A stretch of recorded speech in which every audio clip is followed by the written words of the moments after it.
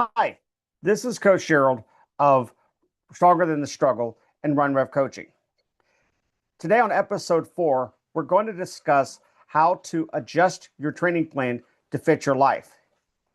If you remember in episode 3, we talked about one of the things that causes athletes to fail when trying to do their running plan, especially those who are dealing with mental health issues, is that they try to make their life fit their running plan, not their plan fit their life.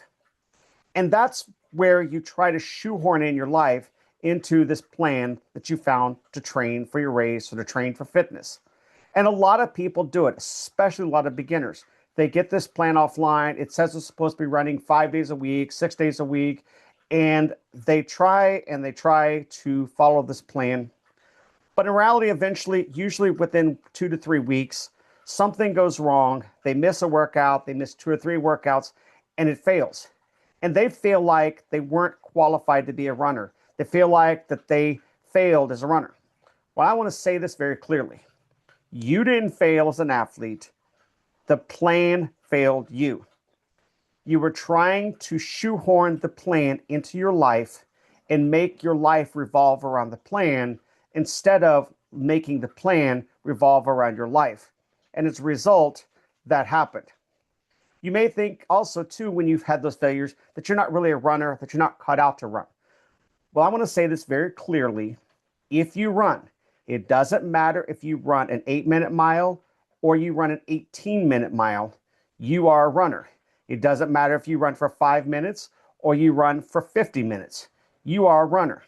If you lace up your shoes, you go out the door and you run even for a portion, you are a runner. Do not forget that. And also, too, as I said, when you have those issues where you do not complete the plan as expected, it wasn't your fault. You didn't fail. The plan failed you.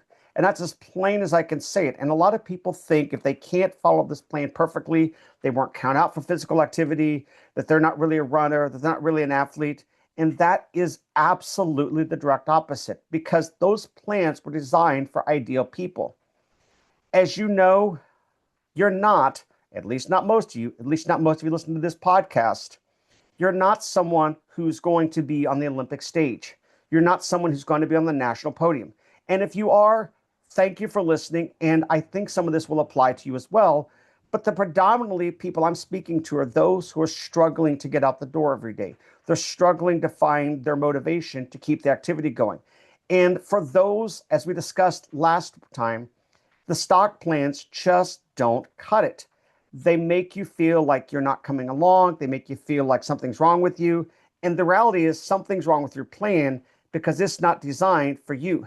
It's not designed for those who have a full-time job, who have family responsibilities, who have civic responsibilities, who have faith responsibilities.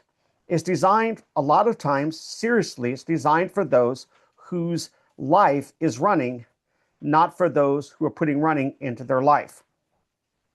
And so I've had an experience as well. I had someone that was making a plan for me. And in reality, they were making the plan for a runner like them, not a runner like me. And when I questioned why they were doing what they were doing and why they were giving me the mileage that they were giving me, I basically was told that I just needed to cut off something else in my life to make room for the training plan. Well, obviously, that wasn't going to happen because I had responsibilities.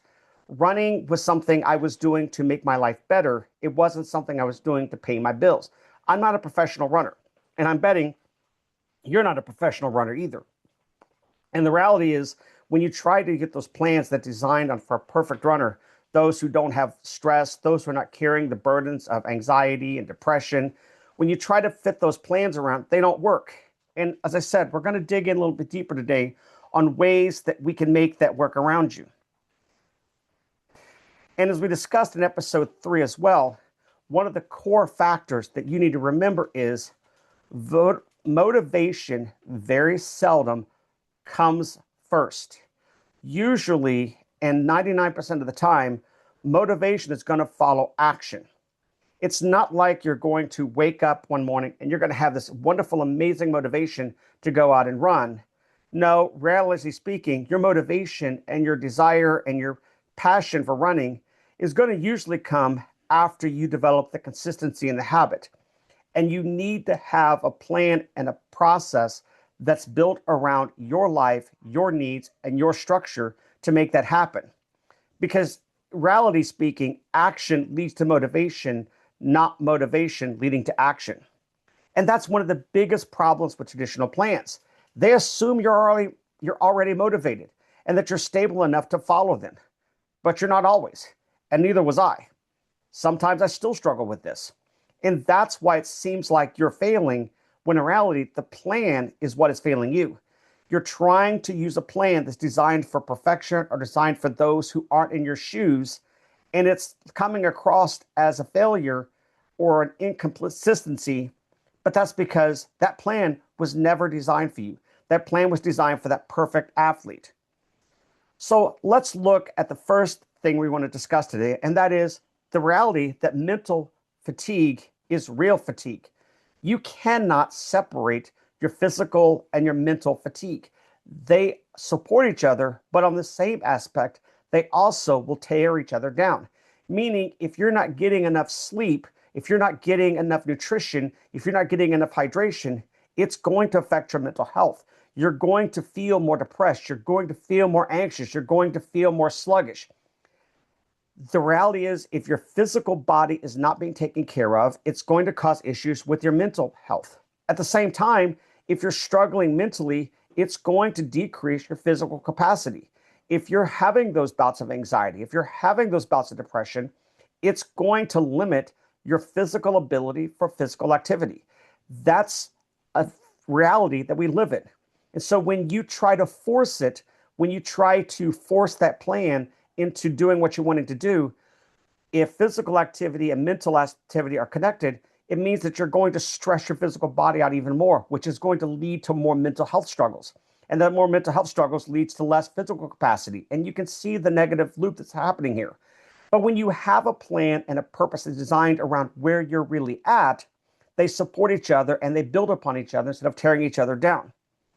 So do not minimize the fact that your stressors in life are limiting your physical capacity for activity. They absolutely are encouraging and supporting each other. And also, too, we need to be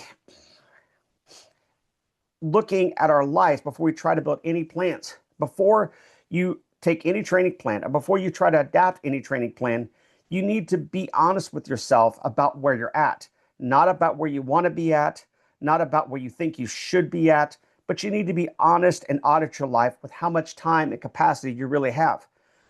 For example, you have to ask yourself how much, you have to ask yourself these three questions. And these are three vital questions to be able to create a plan that's going to be based upon you and your needs. And that is, how much time do I actually have this week? Not in an ideal world, not the shouldas, or not the I wantas. How much time do you realistically have to train with your needs and your pressures upon you, with your family's desires, all your other commitments? How much time do you really have to dedicate to your training? And it doesn't matter if it's 5 minutes, 10 minutes, or 50 minutes. What matters is that you're honest with what time you have so that you can build a plan around your ideal time, or I should say around your capacity. Because if you've only got 15 minutes available and you're trying to force 30 minutes in, that's no wonder that you're failing or that you're falling off plan, because you don't have the capacity. You're trying to do something that's outside your actual capacity. It's kind of like you're trying to carry 5 gallons of water in a 3-gallon bucket. It's going to have a problem and it's going to spill because it's above and beyond what you actually have available.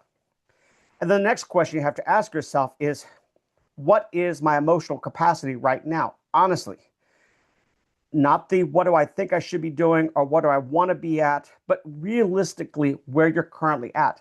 Take a deep look in yourself and be honest with what your capacity is, because that is going to affect your physical capacity. Remember, we already discussed that your physical capacity and your mental capacity are linked together. So to be able to understand what you can do in the physical realm, you have to know where you're at emotionally. And sometimes that can be hard to be honest with yourself about. because we want to be able to give more to our plans. We want to be able to do more, but we can only do that when we're being real with where we're at. And the next thing you're going to ask is, what does realistically, consistently look like for me this week or for this month? And what that means is, to get real consistency, you want something that you can do over and over again. It is much, much better to have a plan or a place in purpose where you have 3 days a week where you can give 15 minutes a day, and you can give that consistently every week, than having a plan where one week you give a 50-minute to the activities, the next week you're giving 30 minutes, the next week you're giving 10 minutes, and the next week you're giving 5 minutes. Now, don't get me wrong, and don't misunderstand what I'm saying here. If that's all you have available, then by all means, we'll use that. But ideally, you want to look at and carve out the consistency there. It's not so much about how far you run or how long you run. It's really about, especially when looking for the benefits, both physically and mentally, of training, you want to have something that you can do 3-4 times a week. You want that consistency. You want to have the same days every week, or most of the same days every week. And that's when you're looking at your plans and going, where can I carve out this time?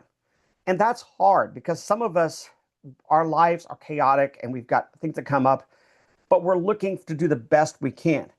And so once you have those two questions, for example, what is your plan? Those 3 questions answered, then we're going to go, and to make your plan fit you, not you fit your plan, we're going to work backwards from what your life is. We're going to start with what you have, not what you wish you have, not what you want to have, but you're going to start with the time and the consistency that you actively have available. And you're going to build a plan around that, because that's going to work. If you build something that's real with the time and the abilities that you really have, the capacity that you actually have, you're going to find success in that. And so instead of taking a plan and working forward to make your life, you're going to look at your life first. You're going to look at what you have available to you first, and then you're going to build a plan around that. You're going to build something that actually works with you. And so we're going to go on to next. Once you've got that, we've got to look at the fact that things are going to happen in life. Things are going to come up, and we have to learn to be flexible in our plan, especially with those who are dealing with mental health issues. Our mental health is going to fluctuate, and our life is going to fluctuate. There are going to be days when your boss is going to have you work over, and it's going to go into the time that you had planned to run. There's going to be days that your kid's going to be sick. There's going to be days that you are going to be sick. Things are going to be happening. And remember, I don't want to contradict what I said, because I mean it. It's better to do 3 days consistently than just do haphazardly, but sometimes life is going to get in the way. And that's when you need to be flexible. And what's one of the ways you can be flexible? Well, one of the ways is you don't give yourself hard time frames when it comes to your training. First of all, I'm not a huge fan of training by distance. I think you're much better training by time, because I think it gives you more flexibility to fluctuate with where your body's at. Because if you're having a really rough day, your physical capacity isn't quite there, you could slow down, but you could still run the same amount of time. If you're having a really great day and your body's really feeling well and you're feeling on top of it, you can pick up the pace a little bit, but you're still within the same time frame you established. So I am a firm advocate of running by time, because it allows you to adjust easy to where easy is for you on that particular day. But on top of that, to really want to adjust your schedule so that you're not just saying, I'm going to run exactly 20 minutes today. You're going to set it up where I'm going to run 15 to 30 minutes today. That means if you have the capacity to run 30 minutes, you're going to take it. But if you're having a rough day, things are getting in the way, and you've really only got the time for 15 minutes, then you're going to run that 15 minutes. By having that built into your plan to say, I'm only to run 15 to 30 minutes, you can adjust your plan on the fly based on your life that day. And then it doesn't seem like you didn't break the plan or you didn't follow the plan, because that was the plan. Having that flexibility in there was part of the plan. And it can even be 5 to 10 minutes or 30 to 40 minutes. The reality is, it doesn't really matter exactly what the fluctuation is. it matters that you're putting the fluctuation into your schedule so that you can adjust the day of to meet where you're at on that day and to accommodate the situations that may rise up. The other thing I want to encourage you is don't be ashamed to use run walk. Jeff Galloway, the famous Olympian, designed this process. He continued to run marathons afterwards using the run walk method. There is no shame in run walking. It is a very viable training method.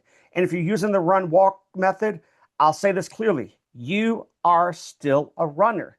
Whether it's a structured run walk or you're really early on and you need to take an unstructured run walk, it doesn't matter. What matters is that you're using the tools in your toolbox and available to you to make a plan that works for you.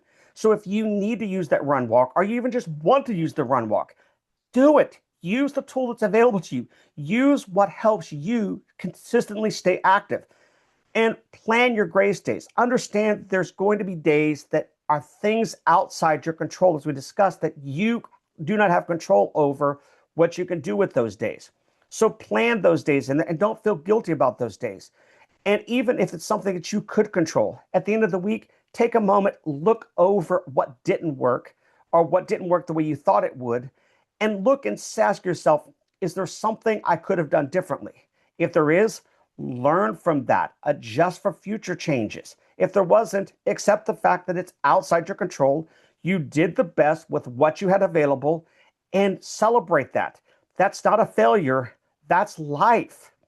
And even if it was a quote unquote failure, you still can learn from that and you can make adjustments. You can adjust what worked, what didn't work. Hey, you try something and it doesn't work. Guess what? You tried it. You made an action. That's what's important. You only truly fail when you don't try. You could have a plan in place and it doesn't go as well as you think it should. Okay, it didn't go the way you thought it should. Learn from that, adjust, and adapt. But the reality is, that's how you make things work. And then we're moving on here. We're going to look at pillar 5 of my 5 pillars, and that's race readiness. Now, this can apply for those who are truly racing, or it can also kind of apply to those who are physical fitness. But I want to look at those who have a race at the end of their training plan and look at how having a plan that fits your life actually makes you far more race prepared, even if it's not a perfect plan, even if it's not exactly the way Johnny's next door's plan is going. Having a plan that works for you is going to make you far more race ready, both physically and mentally, than having a plan that you're haphazardly following because it doesn't work for you. Because if your plan is so bad that it's forcing you to make adjustments outside your capacity, it's breaking you down both physically, but it's also breaking you down mentally because you're struggling to get everything you need done in your life. You feel like you're sacrificing your family, your friends for your training plan. And yes, that does have a mental toll. And that mental toll will take its effects on you physically, and you will not be as ready to race on race day. But having a plan that works for you is going to make you far more mentally prepared to toe that start line and get you there both mentally healthy and physically healthy, and put you in a far better place to race than what you ever dreamed possible with a plan that was just a stock plan that didn't work for you. Because a plan that fits your life builds you the mental endurance to get you there.